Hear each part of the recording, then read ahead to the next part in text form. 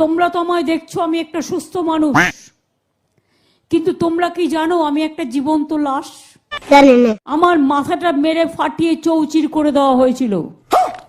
আমি মিছিল করছিলাম, একটা ডান্ডা মারলো লোহার, মাথাটা ফেটে গেল। আমি দেখতে পাচ্ছি গল গল করে রক্ত পড়ছে। আর একটা ডান্ডা মারলো, আমি দেখছি দুদিকে ঝরঝর করে রক্ত পড়ছে।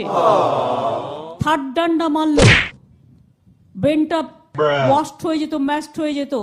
তখন এই আলনাটা, আমি হাতটা কিরকম ভাবে আমার মাথায় চলে গেল। আর এই আলনাটা দেখছেন আমার অর্ধেক নেই, আছে ডান হাতে, অর্ধেকটা নেই, কারণ ওটা থেতো করে দিয়েছিল। ওইটাই ব্রেনটা থেতো করে দিত। রোটেও গিয়েছিল যে আমি মারা গেছি। পার্লামেন্ট বন্ধ হয়ে গিয়েছিল। অনেক অত্যাচার আমি সহ্য করেছি। 21শে জুলাই আমার মেরে কোমর ভেঙে দেওয়া হয়েছিল। এবং আপনারা অনেকেই জানেন না, আমার শরীরে অনেক পার্টস নেই। ও আই সি। সেগুলো অপারেশন করে করে বাদ দিতে হয়েছে। এমন এমন জায়গায় তারা আমাকে মেরেছে।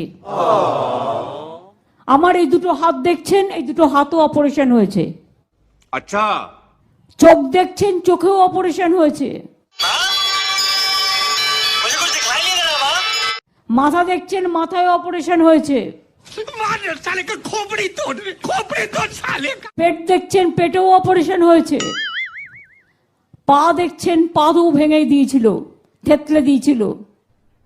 আরে कहना क्या चाहते हो?